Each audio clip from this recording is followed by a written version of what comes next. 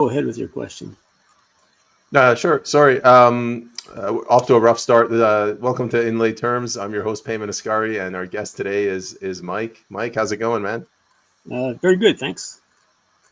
Thanks for agreeing to come on. I guess you and I have been talking. I think I reached out to you like 3 months ago, and we've both been busy, huh? Yeah, I was on my way for a vacation to North Africa, and I was a bit busy getting all that tied up. But thanks for having me on, by the way. Yeah, no worries. Whereabouts in North Africa? The closest I've ever gotten to Africa is Egypt. I was in Morocco for Cool. for a while. Yeah, it was a great break. Beautiful weather. No rainbow sidewalks. No Zionists, and the trains ran on time, so it was great. Didn't you miss the rainbow sidewalks though? How would you know not to disrespect people for their beliefs? Well, people can have their own beliefs. I mean, they don't have to be in my face about them with the sidewalks. I mean, I spoke to, I mean, the population there is Muslim, and we got along great. I talked to one young guy from, he was a Berber, and we had this nice conversation about what he believes in, and we both agree with each other about the state of the world. So I just felt very welcome there. What was the agreement over? Well, just we were talking about people being allowed to live in peace, have their own beliefs, not be forced to adopt beliefs that they do not hold, and just general respect for each other. Mike, since you were down there in Morocco, what do you make of this argument where some Canadians, they're saying that we have to resist Sharia law? Like, what is that? Like, what is Sharia law? I feel like I should know this. I was born in Iran, but I don't know. You know what? I don't even know what it is. I think it's something to do with the marginalization of women to a large degree. I'm not even sure what that is, but people have mentioned it a number of times to me as well. I haven't looked into it because this is not my first time in living in a Muslim country, and I've never felt any kind of threat or any kind of exclusion because of the predominant Muslim faith. So I don't know what people are afraid of. You were born in Canada, right? I was born in Canada. Yeah. Sorry, go ahead. No, I said I think people have been really propagandized by by things like 9/11, which they still believe that was a bunch of Arabs wearing flip-flops kind of flew airplanes into the building, and that just does not make any sense to me. But but there's been a huge propaganda warfare against Muslims over things like that, mainly, I think, and it's gotten into the psyche of the population, particularly in North America, and I don't think these people who have developed this hatred for Islam have ever really experienced an Islamic country. I mean, I don't know. You said you were born in Iran. How long have you not lived there? I was only there for like 3-4 years, my childhood. Okay. I went back in 2014, in case Thesis is listening. That was the only time.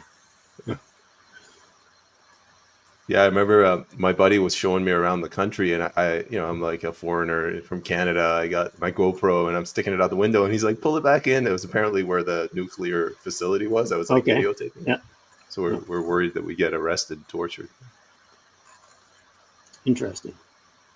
But I exaggerate. My question I wanted to ask you, you said you've lived in Muslim countries. I've lived in Azerbaijan. I lived at a hotel, but I was there for 6 months of the year. And it's not that bad. Granted, Azerbaijan has been westernized because of the Russians. They dominated it for so long. Right. But like in some ways, the people are more free than here. Like our government is crushing us here. Absolutely. I feel the same way. I mean, mean, and yeah, there are Arab countries where there's definitely heavy-handed government, but I mean, at the same time, they seem a lot happier than the people here who live under the illusion of freedom, but they don't really experience it. I got into an argument with my uncle. This is not the direction I thought the conversation was going to go, but I said to him, I'm like, you guys living in Iran, you're under constant tyranny. And he's like, we're more free than you. And I'm like, explain. And he goes, do you pay taxes? I said, yeah. He goes, we don't pay taxes. And he goes, if you get caught drinking and driving, does a cop let you go off? I'm like, no. And he goes, we get off without a warning. We just, give him like $10. What else? He goes, if you want to get alcohol at 2 a.m, can you get it delivered? I'm like, all right, uncle, this conversation's over. Well, yeah. But yeah, I don't know. Where else in the Middle East have you lived, or Muslim countries? I was in Iraq for a little over a year, and I traveled around, Jordan and where else? Yeah, I guess I dated a Jordanian girl for a short period of time. She was very nice, but yeah. I got a whole whack of funny stories. My buddy, former Air Force pilot, American, he's in Iraq. He's got a Iranian bodyguard in front of him, Arab driver, and Iranian forces ambushed him and they opened fire. They killed his driver and his bodyguard. He runs away. He's got $5 million in cash with him. He had, like, everything at the time worked in cash. Yeah. So he runs to the Kuwait border, throws the cash over, scales the fence. The Kuwaitis catch him. They interrogate him and then they send him back to the U.S. He's going through U.S. Customs. And the security guy is like, do you have anything to declare? He's like, yeah, I got $5 million in cash in my duffel bag. And the guy's like, haha, really funny. Go ahead. And they just let him through. That's pretty good. Yeah. So. What were you doing in Iraq? If you don't feel comfortable answering, we can move on. Yeah, actually, I think I'll pass on that question. No worries. So Iraq, Jordan, and you were Kuwait. born in Canada. I was in Kuwait. Oh, Kuwait. So, yeah. Yeah, I was born in Canada. So this was this is over 30 years ago. This was there. So it's been a while. It's interesting. Like when I was younger, I've worked in the Middle East. I went to Guatemala once. I think that was the most dangerous place I've ever been to. Leaps and bounds more dangerous than anything I've seen in the Middle East. Now I just stick to Whistler. It's home. Well, actually, yeah. I mean, the Central American countries are very. I've been traveled there quite a bit, Central and South America, and there's some really dodgy places. And when I was in Iraq and I was just recently in Morocco, there's no crime there that I could see. I mean, I used to leave money lying around the hotel rooms. I left money lying around the hotel room in Morocco. Nothing ever got stolen. There was never any threat to personal safety on the street. I don't know what.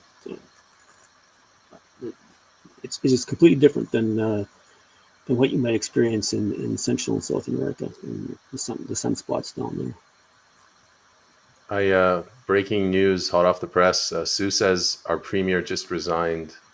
Do you know what she's talking about? Nova Scotia, Newfoundland? I don't know. I don't even know who that is. Oh, it's just a friend of mine. She's from the Maritime provinces. She'll probably write which province shortly. But no, I mean which province? Who the premier of Nova Scotia is, or New Brunswick? And I guess that's Newfoundland. Didn't they just have an election there? I know that they sold out their people through that Quebec deal. I don't know if that was before an election. Nova Scotia had an election, right? Yeah, I think it was Nova Scotia. Could have been. Could have been. I don't. I know there was an election, or maybe even two elections. I think it was either Nova Scotia or New Brunswick, or maybe both. I think people got But that's only recently, and you say this guy's already resigned? Well, hold on, no. We had the BC election, and then we had the Saskatchewan election, and then I think we had the Nova Scotia election. Newfoundland, I think they were planning on having one. I don't believe they had one. Sue, help us Okay. out. Our election is due in October. There we go. Okay. Sorry, I can't hear this other person talking. No. I'm just reading the comments. I guess you can't see them. Oh, okay. Yeah. Our election is due in October, and Nova Scotia just had one. Yeah, where were we? We were talking about South and Central America. I was in Guatemala. Export Development Canada, Global Affairs Canada, and the Canadian Commercial Corporation. They help get Canadian companies to these different countries. So I signed on. I go down there. They hired a security driver. So a driver pulls up, a security guy gets out because they got to check around the car, and he's got to make sure there's nobody on a motorcycle coming in to like kill you, and then they usher you in from the hotel. Wow. Yeah, it's pretty amazing. I mean, I think the guy in El Salvador has got this crime problem under control to a certain degree, but I know Guatemala and Honduras were really quite bad. I think Costa Rica, Nicaragua, and Panama aren't as bad, but that's just my suspicions. Yeah, Costa Rica, they've tried to rebrand themselves as like the hippie retreat. I wanted to go there with my girlfriend, and all the resorts were like in the forest. There's no shower, there's no toilet. It's like pass. I'll go to Cancun. Wow. Yeah. Yeah, you're. It's funny because you said you're Iranian. You probably wouldn't. I think you need a visa to go to Morocco because I was looking through the list of countries that Iranians need a visa to go to Morocco, but I don't. So that was an interesting. I think Iran. there's some tension between Iran and Morocco, but I'm not sure what that is all about. Yeah, I mean, after '79, Iran lost so much credibility in the international community. One of the only countries that gives visa-less entry is Turkey, and they begrudgingly give it because they had some agreement they entered into with the Shah of Iran in like the '70s. Okay. Wow. But yeah, that one universal in the Middle East is every country hates every other country. No. It's interesting because during the COVID hysteria here, I made a friend with an Iranian guy who had come to Canada, who's living here in Victoria, and he was Iranian, and he decided to make the move to the U.S. And this was the time when the borders were closed. You needed to have the shot to get across the border and all this kind of thing. And he drove down to Arizona, and in crossing the border, the border agent from the U.S. was so fixated on his Iranian history and his Iranian citizenship, didn't even ask him about the clot shot. So and he got through. It was funny. Yeah. Yeah. So Canada in the '90s, I used to go. I used to do Taekwondo. I was like a little kid. I remember we would go down to like Bellingham for tournaments. I'm an Iranian kid. The driver's a white guy. They're just driving a bunch of kids. They let these people cross the border, no problem. But over the last few decades, it's getting harder and harder to cross. Yeah, I don't even like crossing the border. I mean, I think the last time I went to the U.S. was almost 15 years ago now, and it's such a pain in the ass to go through the interrogation that they give you. It's just not fun. I don't like that at all. When you think about it, you think about our lack of freedoms, and people are worried that they're going to be taken away. Well, they are being taken away slowly but surely, incrementally, very, very slowly, and they're making travel so painful to go through that no one wants to travel anymore. I mean, I don't even like traveling very much anymore. I used to travel a lot, but I mean, it's just such a bureaucratic nightmare, and to go through these things. It's not fun. Yeah, it's a security argument. Um, Yeah, Everybody wants to be safe and secure. Probably escalated after 9/11. yeah, But as you mentioned, like these little tiny things. Now, that goddamn idiot shoe bomber. They thought there was a second shoe bomber. They were oh yeah, wrong, but they just kept the law. I got to take my shoes off every time. yeah. I know. Yeah, it's all manufactured. Manufactured fear to get us to surrender our personal liberties. That's what it's all been. That's what everything's been about since at least 9/11. They just keep on manufacturing these incidents to make us run for the safety of government, and that was COVID was a manufactured event, 9/11 was a manufactured event. All these different pandemics of SARS and the Zika virus in Brazil and all this stuff. I mean, it's just one thing after another, and no one ever, and they never roll any of it back once they realize that this was a mistake. They just keep on, it was ratcheted up a little bit more next time. And it's very, very frustrating. There's very few things where the government amasses power and then gives it up. Off the top of my head, I can only think of conscription in the U.S. and prohibition. Everything Yeah, else sticks. exactly. Yeah. I mean, there was, I remember we used to have the long gun registry here in Canada, and they did roll that back a little bit, but they've gone completely the other way again. It's but that was only a temporary rollback, and now that's yeah, There's just so many laws. There's so many regulations, and I look at the news, like the media. They're trying to bombard people. Like you can't just list all of the regulations, everything that's wrong. People they shut down. yeah, But it's just like you need a license to fish now. You need a license to own a pet now. yeah. Good luck renovating your house. And you're supposed to have licenses. If you have backyard chickens or it's just ridiculous. It's just an excuse to come for them to know where you're at and to come and slaughter your fowl if someone makes up another pandemic. And, so I mean, We're kind of in a it's not a free country at all. we're in a weird situation. Like the cities are getting bigger and bigger, and they're becoming population centers, and they're center of gravity, and they're pulling people into their orbit. And as they do that, they're enacting laws that impact people that don't live in the cities. I'm talking about this chicken law for like a farm in a hamlet somewhere. Yeah, yeah, yeah.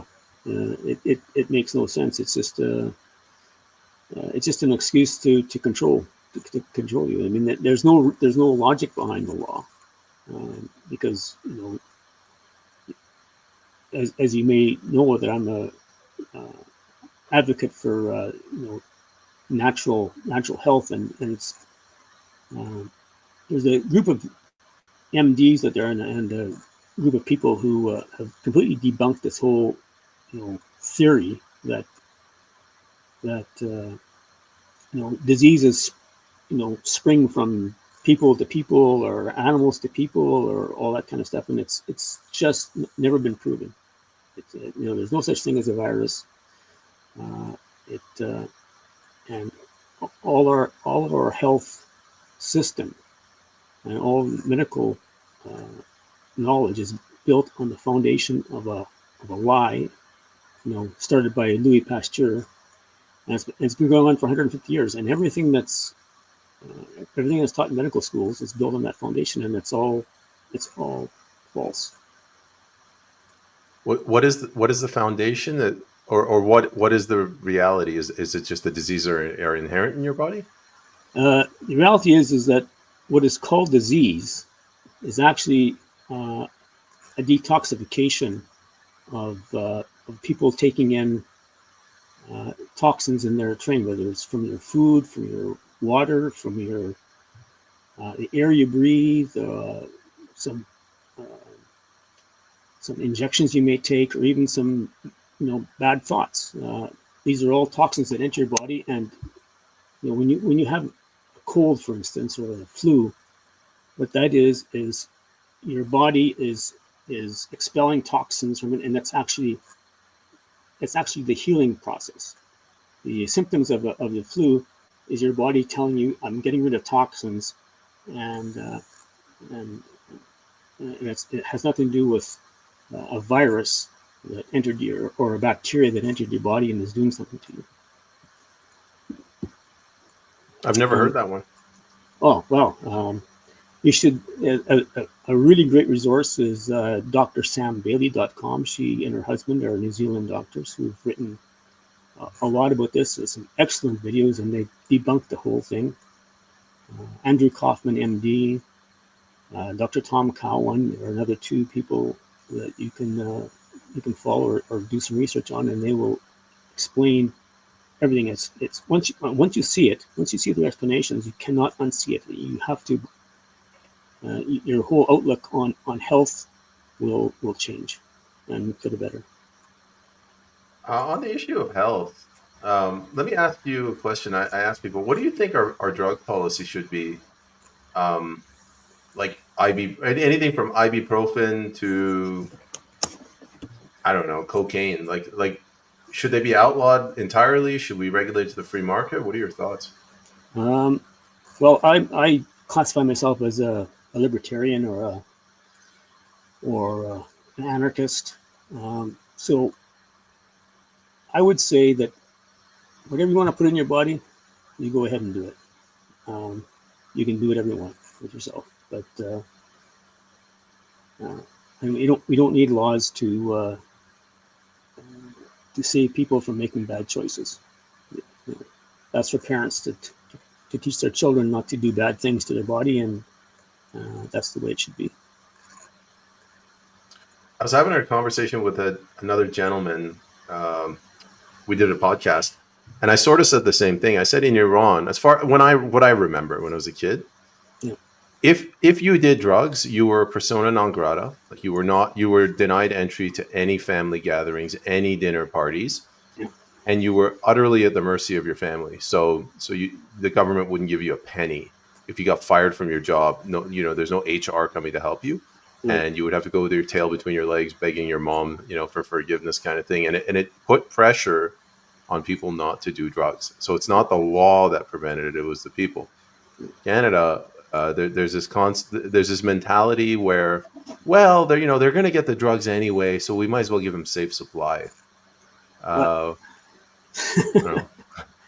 Well, I don't agree with safe supply either. I mean, we should be completely out of the business. If someone wants to buy it, they can buy it from somebody, but we shouldn't encourage it. And I suppose you can discourage it, but I think that's like you said, it's more of a family social thing where people should police their own actions through their family or through their social circles. I mean, that's where it should end. I mean, and when you look at things like prohibition, you can see where all the crime that prohibition brought about. I mean, it's always ends up being self-defeating. I mean, it never solves the problem. I suspect you and I are sort of the same mind. I'm also a libertarian. Yeah. I'm not running as one. Canada is definitely not ready for that. but like, you need to have personal responsibility. You have security of the person. It's you own your body. So if you want to do cocaine, let's just use that as an example. It's your choice. I guess you could restrict it at the distribution. Like, do you understand where I'm going with this? What would your property rights argument be? As long as you manufacture the cocaine on your property and you don't sell it, like, what would the law be? Well, I don't. There wouldn't be any law. I mean, I guess I guess the law for me would be a civil law where you can't defraud somebody into telling them you're selling them something that's poison. And if you say this is pure cocaine, and I just manufactured it and I'm selling it to you, it has to be what it is you're selling. But that's not a criminal thing. That would be a civil thing where you can't sell people stuff and not tell them what it is. So that goes for the the fentanyl people, stuff that is laced with fentanyl. You have to tell them what's in it.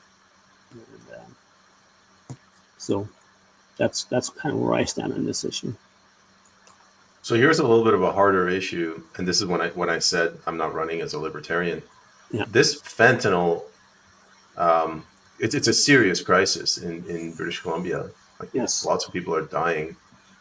How would you deal with that from a libertarian perspective? Would you say we have to tackle the root cause of what lifestyle is forcing these people to embrace drugs, or do you vilify China or whoever as declaring war against Canada? Well, I don't think China is the problem. I think the problem is poor social structures at home, which is the foundation of the problem. Why would you take something like that? Why would you do that to yourself? If your life is good, why would you? I don't understand it. So obviously, the people who do this stuff, their life is not good, and that's because of poor social structures, and that's because of the destruction of the family unit. And it just you keep pulling on this thread as to why things are happening, and you will see that this has been on the way for decades. The destruction of the family unit and the lack of supervision of children, lack of proper upbringing. It's all rooted in that, and it's not going to be an easy fix to get that on, and I'm not sure if it can be fixed without a serious crisis, which we're undergoing right now. So I have a question for you, which is, when do you think the family unit broke apart? But let me give you my view. When I came here, I came to Canada in '89, yeah. And I in Iran, the Middle East, like, it's a very conservative family. So you disrespect your mom, you better be ready for your ass to get kicked by your dad, kind of thing. Yeah. I go to school, and I remember the first thing I saw in grade 4, this girl called her mom the B word, and I was like, holy crap, like, you can do that? I thought that was not possible. So like, when did it happen in Canada?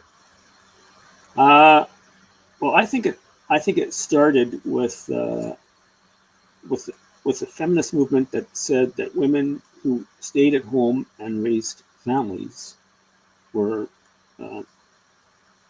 cheating themselves. Were not being cheated, and they were being encouraged not to do that anymore.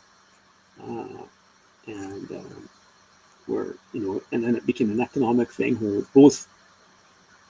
both parents needed to work in order to make ends meet because inflation. So let's say it'd be in the 70s when inflation really took hold here in Canada after going off the gold standard. Inflation took off, and women went into the workforce, and that to me was the beginning of the breakup of the family unit, and radical feminism was a big part of that.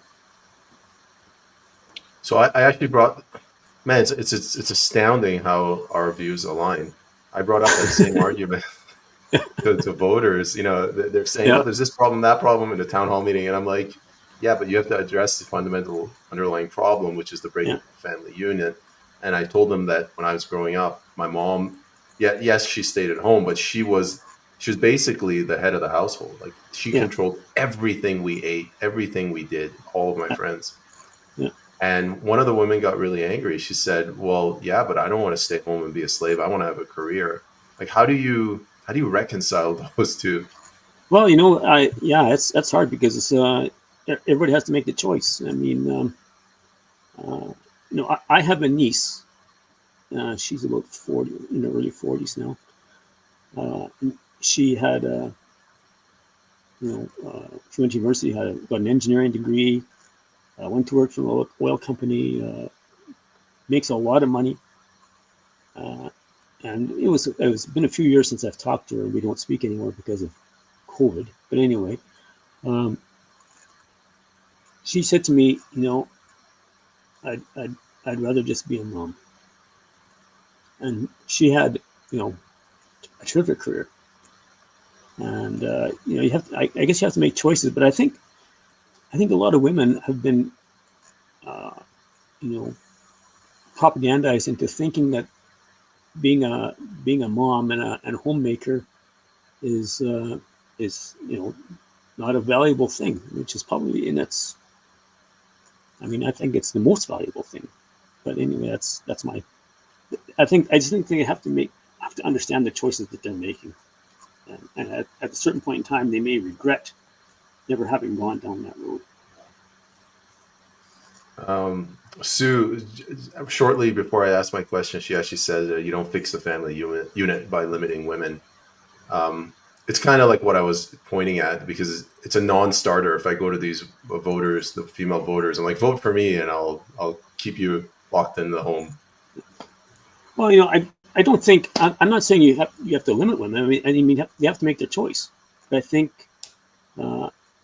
that there's a certain amount of time when you can be a mom after early in your life, and if you choose not to go on there, you may have regrets. And I mean, I'm not saying that they can't work, but you have to make choices, and the choices are yours to make, and make understand all the factors.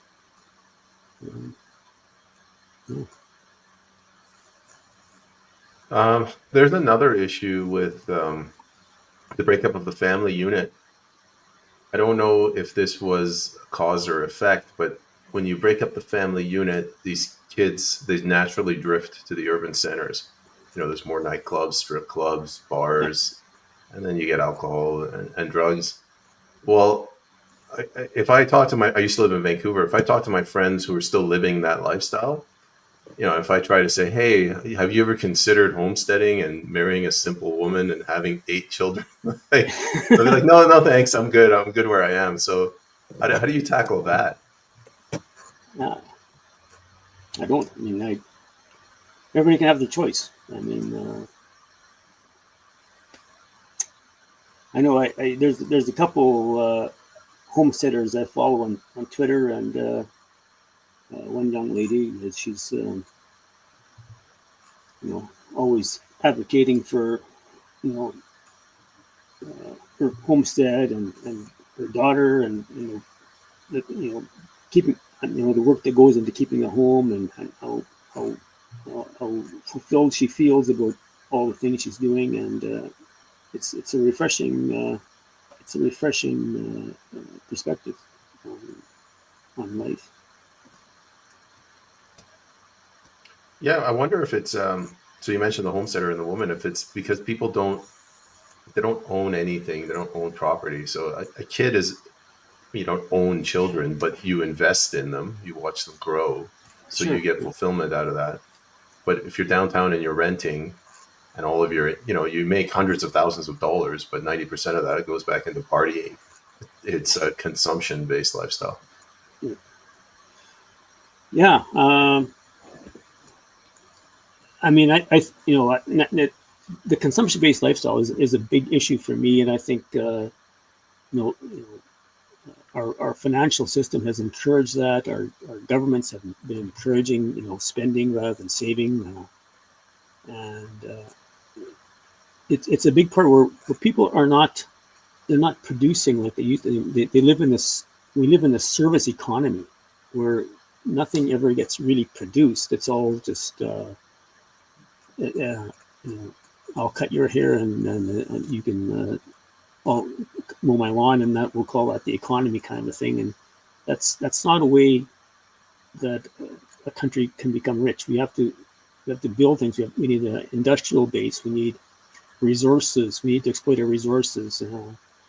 We need people who actually produce stuff that is tangible, so that we can have a strong financial base for all these other industries that live off it. If we haven't got a strong financial base, we cannot live as a service economy where we don't really produce anything. We just end up being in debt, which is what we are right now. When you say service economy, would like a, I don't know, megabyte pizza joint be a service? Yeah, I think, yeah. I mean, I don't think that a restaurant economy. I think restaurants and the like are not productive. They are not productive in companies. I mean, they live off the fact that someone else has something that they built and sold, so that they can now treat themselves and go to a restaurant. So restaurants, barbershops, even banks, for the most part, are service economies. And I mean, they produce nothing, and but they make a lot of money producing nothing. They're parasitic. That's the word. Man, I was thinking the word parasitic. I didn't want to be mean to restaurant owners, but I walk around the town, like in North Van, whenever I'm around there, and I look at the new establishments that pop up. It's usually immigrants, so Mm-hmm. they sell everything that they own and wherever they are back home, and Yeah. they come to Canada to live a better life, and they set up like a pizza joint or a, I don't know, Chinese restaurant, a Yeah. kebab place, Yeah. and it's not, you're not adding value. It's just people that are too lazy to cook at home, and it's part of our culture now. Yeah. Absolutely. I agree 100% with that.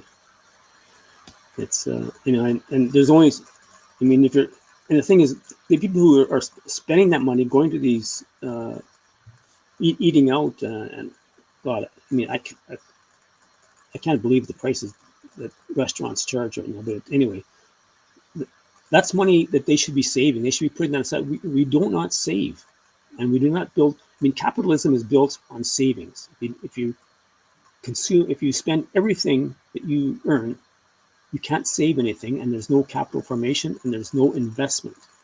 And we need more investment. We need more savings so that we can reinvest and make our lives better. We can improve our productivity.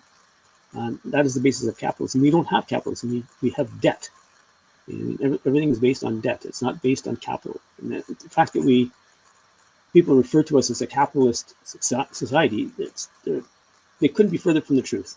We're in the opposite of a capitalism, you know, and people don't understand that. They think that money comes from government, and they don't understand. So let's just simplify this. Let's use the homestead model. You Yeah, got 100 acres. You grow your food, so that would be your job, and yeah, your salary would be the food that you grow. You have water from the well. yeah, Um, you either have to maintain that well, or you sell some of your food and you pay some electrician to somebody come fix the well. yeah. And the only other, like the house, I don't know, it either got gifted to you, or you'd have to somehow build your own house. Like these are the things that life, it matters in life, right? Not the pizza joint. Sure.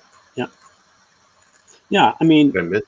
if you had a chunk of land, I mean, when I say that that borrowing is bad, and I think generally it is. I mean, but productive productive borrowing is good. I mean, if you have to build something so you can run your business, which is your farm, and you have to build a house on it. Okay, that's part of the investment of the for the enterprise, because you have to have a place to live, in order to operate this business.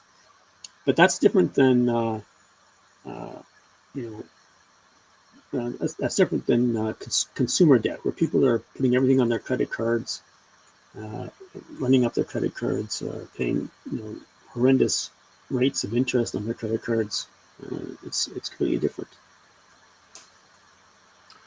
I had I did an episode with Marty up north when we were looking at GDP Yeah, and just taxes in general. Yeah, I think the government has gotten into a nefarious contract with the voter, where the voter up until a certain point, they can live beyond their means, but past that, they can't get loans. So the government says, offload some of your expenses to me and I'll get a loan on your behalf. I'm talking about healthcare and education. Oh my God, yeah. Well, I mean, I think healthcare is going to be one of the biggest consumer of tax money. I mean, I don't know. I've never looked at it, but I mean, I think, and it's mostly at the provincial level, right? That all these healthcare costs. But I mean, it's just such a bureaucracy. I mean, we didn't have healthcare in Canada until 1962. There was no public medical insurance. The first one was introduced in Saskatchewan in 1962, and there was a big fight at the time by doctors who opposed it. And until they figured out this is going to be really good for us, because we've got a third party here who's doing the paying, which is the government, and so the person who is a patient doesn't see what's coming out, or doesn't see how much they're paying or how much is being paid on their behalf. So there's really no incentive to be competitive, to lower prices, so that you could attract more clients. And that's one of the biggest problems in healthcare. I mean, I remember going to a clinic here many years ago, and the sign in the doctor's office says, you can only discuss one medical issue on each visit. And so I'm thinking, what the hell does that make any sense? And the reason for that is for fees. So you can go out, if you've got two things that are wrong with you. I mean, you could bring them both up at the same time, but it causes two visits, and that's two fees that the doctors are able to submit to the government.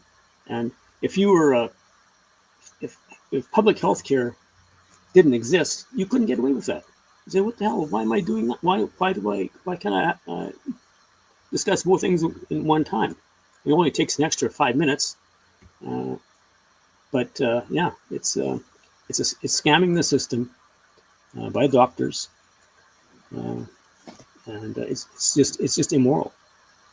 And so the explosion in healthcare costs is a big part of it is because of increasing bureaucracy at the government level to decide how much everything should cost and how much each visit should be worth, and all these kinds of things.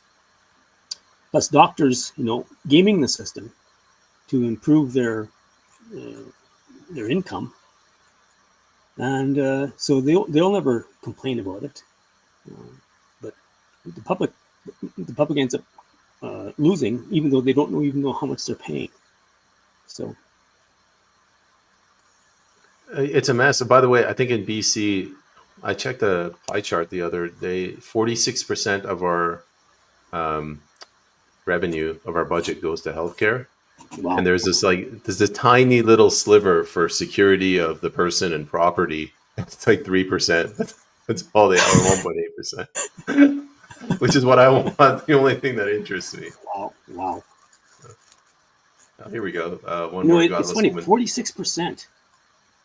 Yeah. Sorry. No, so I was just 46%, and go ahead. I'm going to let you go ahead. 46%. Go ahead. Yeah, no. When you think of the amount of money being spent, and if you go back to my earlier comments about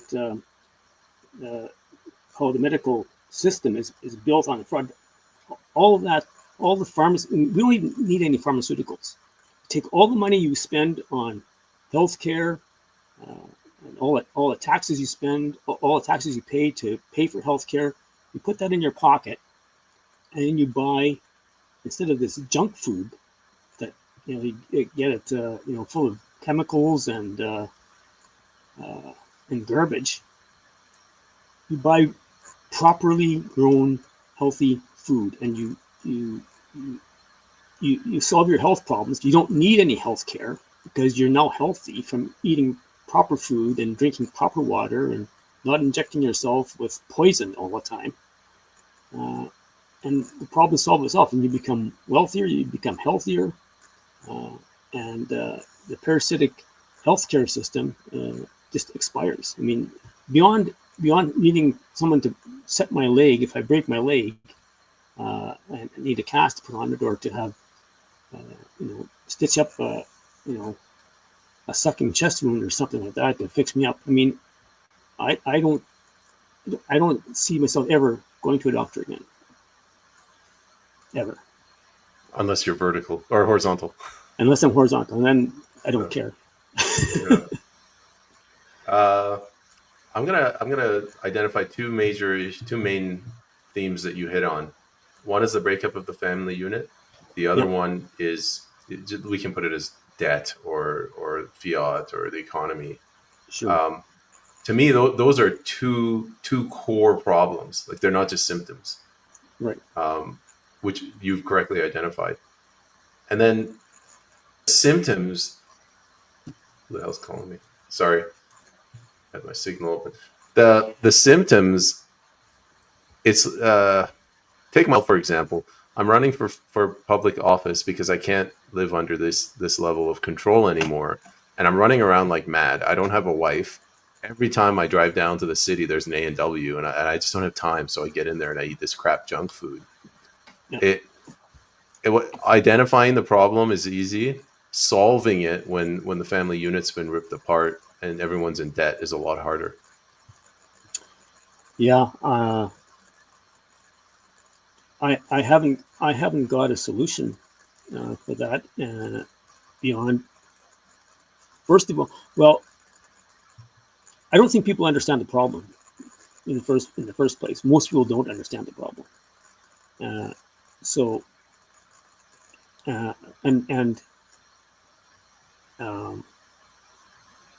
One thing I always say that when I start discussing with somebody what the problem is, I say, well, let's look at what the really problem is. But before we can get to the root cause, they say, well, what's your solution? And I say, well, we have to understand what the problem is first before you can provide. Because if I tell you what my solution is, without you first understanding what the problem is, it won't make sense. You'll think I'm crazy. But on the other hand, if we can come to an agreement or come to an understanding of what the problem really is, the solution becomes apparent to you immediately, and then you can either decide to take action or not. But that's where I stand with that. So, I mean, everybody has to understand that. I just have to eat better. I have to, think about what I'm eating and how to prepare meals in advance or whatever. As far as the food situation goes, I mean, I can't put it any simpler than that. You said they have to understand the problem. People don't, like, the public isn't aware of how communist, how centrally controlled the healthcare system is. So Yeah. They don't understand that there is a set fee for, like, if your finger gets amputated, you get this much money, but if it's your pinky toe, you get that much money. Yep. I think if they actually woke up, if some charismatic person, a charismatic doctor, went and explained it in a way that doesn't put them to sleep, I think people would start taking notice. You think? I'm not sure. I don't have very much faith in people.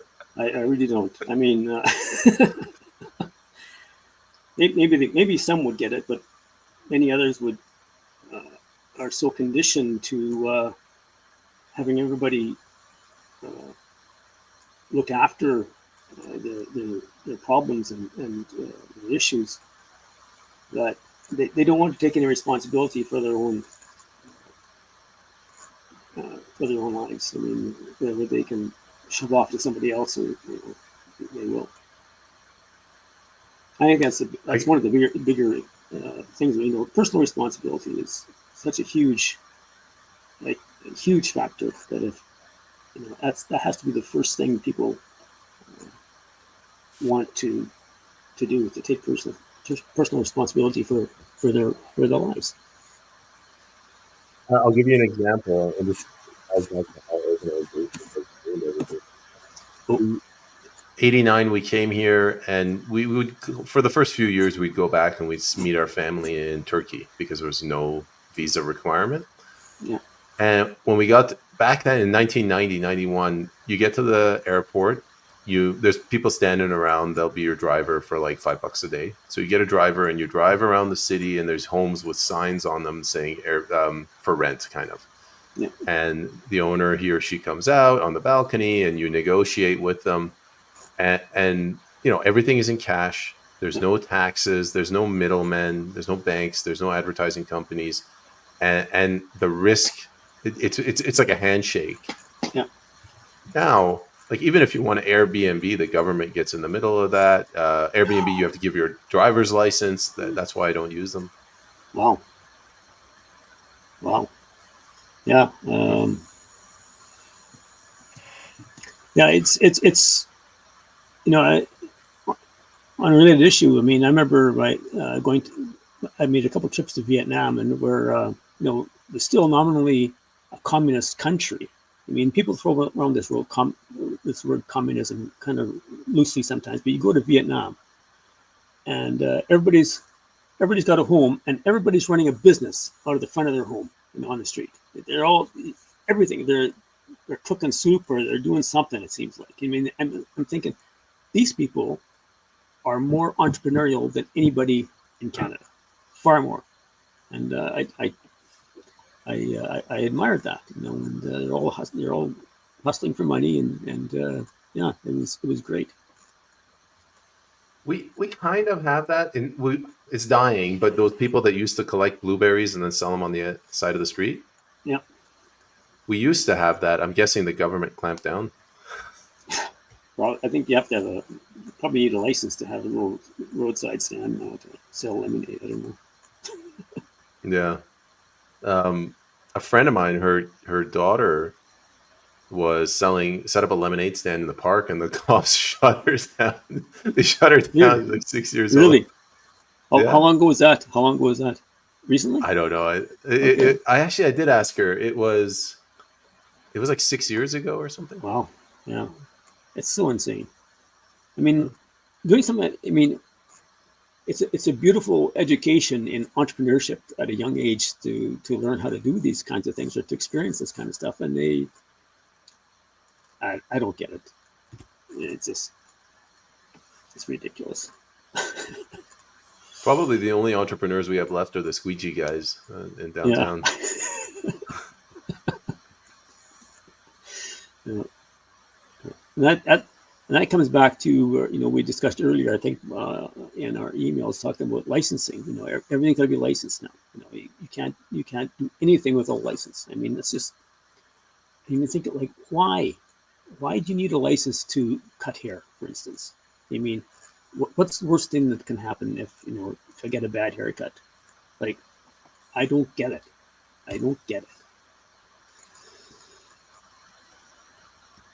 Yeah, I'm not a big fan of it. I find the whole thing stupid. What really woke me up was when the SPCA came to my house, because my dogs were barking, and they were very aggressive. They were dressed like police officers, and they demanded to see where my dogs were, and they measured how many inches the doghouse was off the ground.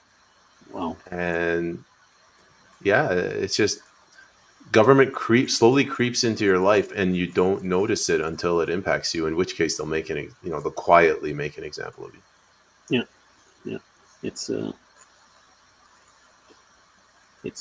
just another example of creeping tyranny. No one sees it as tyranny at the beginning, but you start piling it all one on top of the other, and it becomes apparent very quickly that, wow, I can't do anything without someone complaining and calling the cops or calling the authorities on me to make my life miserable. I would imagine it's not possible to go a single day without breaking some law. Oh, I'm sure. Well, I know I'm in continuous non-compliance with the law. So yeah, for sure, I fall into that category. I interviewed a guy, I forget his name. He wanted to do a thought experiment, like what would happen if he drove a car that he owned, but he never licensed and registered. Mm-hmm. He learned the hard way with Sappho. They pulled him over in a shopping mall parking lot, and they beat the crap out of him and his brother. They threw him in jail for a night, and they slow walked the entire court case. They had no evidence, and the judge still sided with the cops. Wow. Yeah. Yeah. And what is this thing with? I mean, one of my other big issues is insurance and how government mandates that we have to have insurance for certain things all the time. And I'm sure the insurance companies love it. I mean, yeah, you want a car, you have to have insurance. I mean, I guess in BC, it's all government. So, but I mean, previously it was so all these companies, insurance companies, would be lining up saying, yeah, you have to have insurance. So there you go. You have to have health insurance, and we have to have car insurance. We have to have, if you have a business, you have to have certain kind of liability insurance. If you have, and it's all mandated by government, and it's a boon to the private sector. These parasitic insurance companies who don't provide any anything useful for society.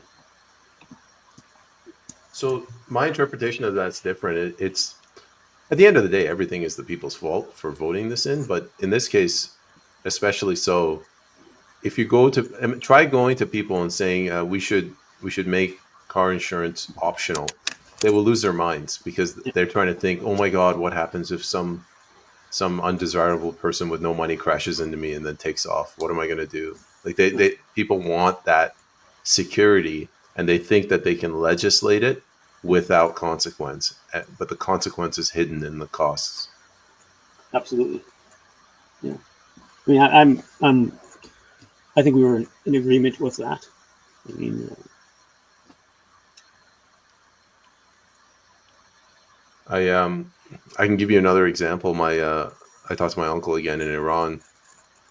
So there's a couple of things that they do in Iran. First of all, there's no insurance. There's no car insurance. So if somebody crashes into you, all you do is like you just hold that person until the police comes. In which case you'll probably just bribe the police. But here's another thing that in the West we cannot understand because we equate it with slavery. If you have debt in Iran, if you can't pay that debt, you go to jail. oh, really? Okay. Um, Yeah. yeah, it's harsh, but it's kind of necessary. If you don't have mandatory insurance, if somebody crashes and they don't have money, you're basically giving them license to crash again, essentially. We used to have debt prisons here in the West. I mean, I'm not sure when they ever went away. I mean, maybe it wasn't even in Canada. Maybe it was only in Britain. But I don't know. But it used to be the case where you could go to prison for failing to pay debts. Yeah. Yeah, it's a different mindset. So I haven't really made my mind on that, but maybe it's better if it's just a civil thing and instead of a criminal thing.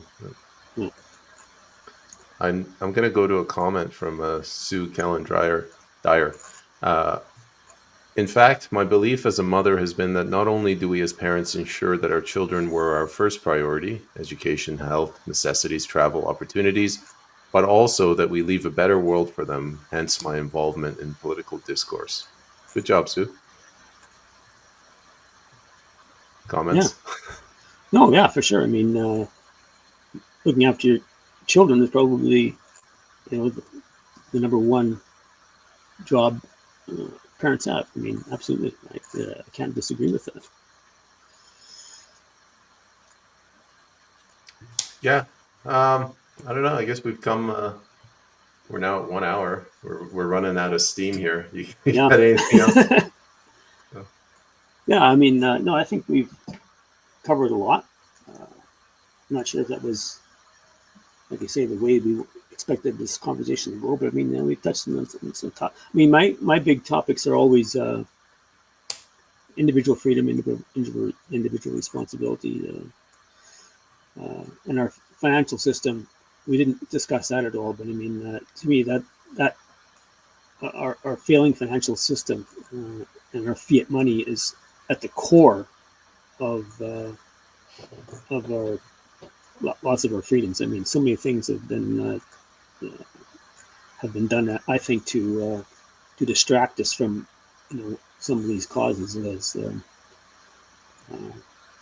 I think we need to go back. I know Max has talked a lot about going back to the gold standard, which I think would be an amazing thing. And I think that's something that should be promoted far more than it is, because I think that would be one huge factor in curing our indebtedness and government spending, is to go back to a gold standard. How are you doing for time? Do you have another 15 minutes? For me? Yeah, sure. Yeah. Since you brought up the financial aspect, I recently got spanked by headquarters for making a statement they said that might not be accurate. So the statement, it was that in 1974, we switched from a sovereign state bank that gave interest-free loans to a reliance on commercial banks that gave loans at interest. And they said that although that's technically correct, the issue was not that we're now paying interest. The issue is that we got off the gold standard and we started spending irresponsibly. Do you know anything about that? I don't know anything about the first part of your question is of borrowing at zero interest. I don't know anything about that, so I really can't comment on that part of your statement. But I do know that we left the gold standard, or the U.S. left the gold standard in 1971, and that's really what sparked inflation. And we went from there. We went to the U.S. went to the petrodollar, where the Saudis and other Middle Eastern countries agreed to sell all their oil in dollars, so that they would prop up the value of the U.S. dollar, which was based on oil, which was the most highly traded commodity in the world, and that's why they call it the petrodollar. So, but yeah, I firmly believe that it was the leading of the gold standard that caused it, because gold is a natural break on government spending. So, I mean, it was the Vietnam War that initiated the decline of the dollar, because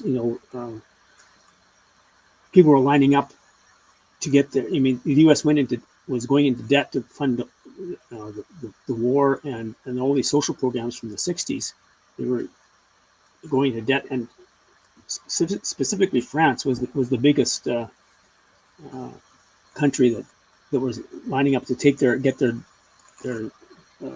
debts repatriated in gold, and that started in 68, and for 3 years the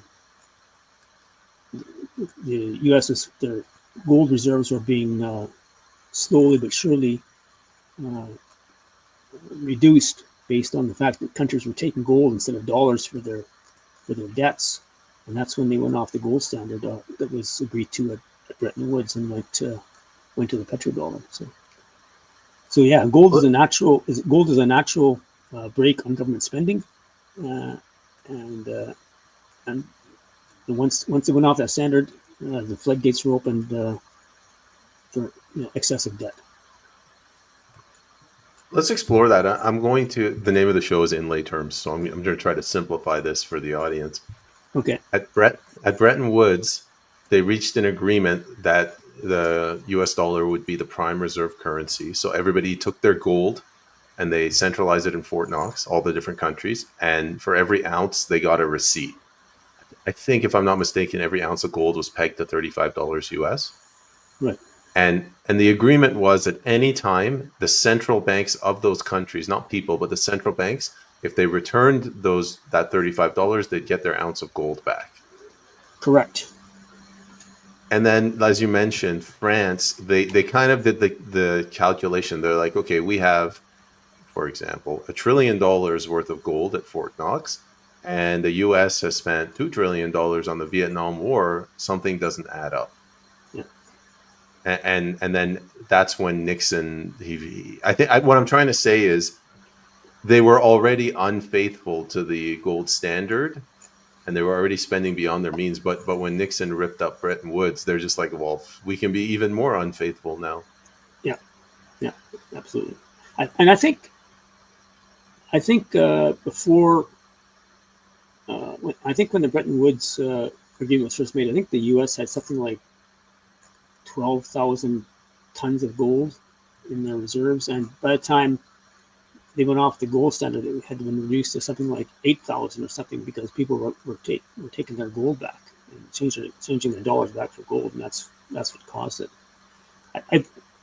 I could be wrong with those numbers, but I know that their gold reserves did decline substantially, but now they've still got their same amount of gold in reserve, and but they've printed up a whole lot more dollars, and that's inflation. I had a question for you. I don't know how old you are, but I've heard from people that like around, I don't know, the 60s or 70s, they started seeing predatory credit card practices, and that's when the whole living beyond their means started. I guess it would be in the 70s then, 71, 74. Yeah, I don't know. I never had a credit card until the mid '80s, so I don't know about that. I can't comment. And I wasn't. It didn't affect me. I didn't understand it. What was happening around me at the time. Anything I learned about it would be by looking through history, but I didn't experience anything like that myself. I'll tell you a story. You mentioned I think you used libertarian / anarchist. My parents, when they grew up in Iran in the 40s and 50s and on a farm, their entire existence was fully anarcho-capitalist. They paid no property tax. There was no sales tax, business tax, nothing whatsoever.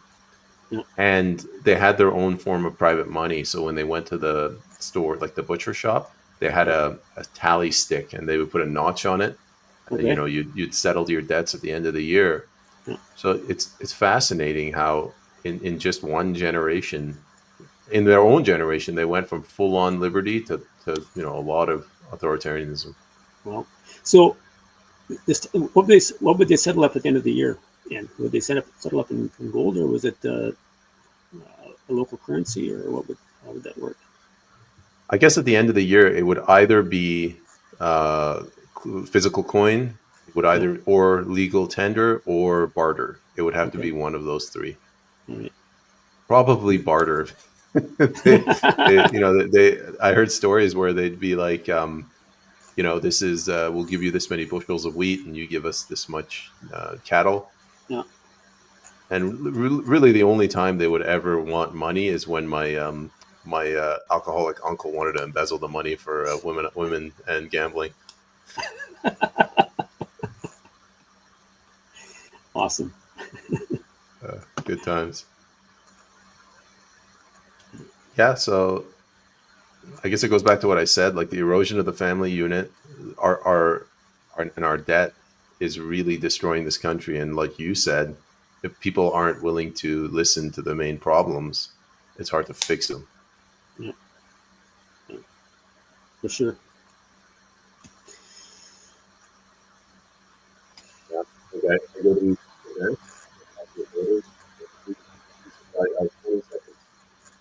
Oops. Sorry, you're all garbled there. I didn't get that. Oh, 20 seconds. So when I go to a town hall meeting and I talk to the voters, I have exactly 20 seconds to point across from beginning to end, or they just stop listening to me. And 20 seconds. 20 that's seconds. it. How are you going to explain anything in 20 seconds? You can't. It's very difficult. The only way to do it is to try to chain it together. So you say something for 20 seconds and pray to God that they are interested and they ask a follow-up question. So Yeah. you can reiterate it. Oh, Is my mic still bad? Sue is saying it's bad. no, it's better now. Okay. Yeah, and the number one complaint I've been getting lately is Donald Trump. They always ask me that. I think I'm getting. Let me close Facebook. They always ask me, "What are your views on Donald Trump?" And what they really mean is, "Payman, tell us you hate Donald Trump." And in 20 seconds, I can't tell them. Like the problems are not Donald Trump. I can't list all of the problems that are not Donald Trump's faults in Canada. Yeah. Well, exactly. I mean, he's a mercurial figure. I mean, he evokes a lot of emotion on both sides. I mean, I'm kind of neutral on him. I mean, I think he's done some good things. I think he's done some crazy things. I mean, but you know, like you say, it would take a long time to go through everything to analyze everything he's done or said and stick it all together. But yeah, we'll see. Well, it's like the 20-second thing I told you about. I have 20 seconds to undo 20 years of brainwashing from the CBC. Yeah, it's a tough ask. It's impossible. You know. Yeah. But that's kind of a microcosm of our society where everything has to be immediate, and we want answers now. We want everything fixed now, and no one is willing to invest the time. You have to invest time to understand things, and if you don't want to invest time, you will never understand them. So I couldn't do it. I had a friend who said regarding the U.S. Constitution, where they said we find these truths to be self-evident. He's like, well, they're only self-evident after like a lifetime of research and soul searching. I don't know. Maybe. I certainly, as time goes on, they become more self-evident as you experience life. Things become more self-evident. But.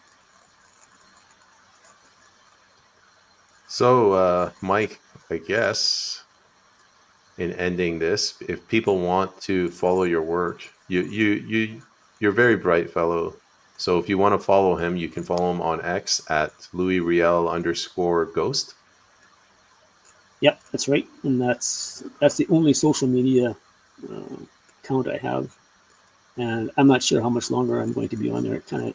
I kind of get depressed sometimes when I start posting and reading on there, and I say, why am I doing this? It's a bloody ghetto. I mean, it kind of makes me depressed sometimes on there. So I don't know. Maybe I'll continue posting, but maybe not too. If it doesn't make you happy, don't do it. Yeah, exactly. Mike, thank you very much for coming on. Yeah, thank you for having me. I enjoyed the conversation, and good luck in your election campaign. Hopefully you have some success. No, thank you very much. And if people are just joining on, go back and listen to Mike's comments about the breakup of the family unit and sound drug policy. Those were the two that resonated with me. Great. Take care. All right. Thanks, Payman. Bye. Bye-bye.